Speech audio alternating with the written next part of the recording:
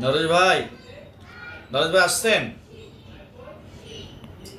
ভাই? কথা বলতেছেন না? তাই না?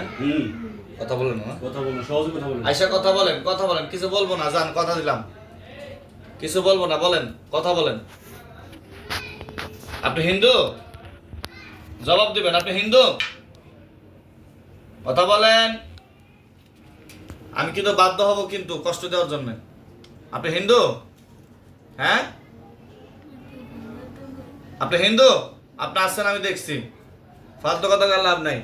বলেন তাহলে, আপনি সত্যি কথা বলবেন, আপনি হিন্দু না মুসলমান? বলেন,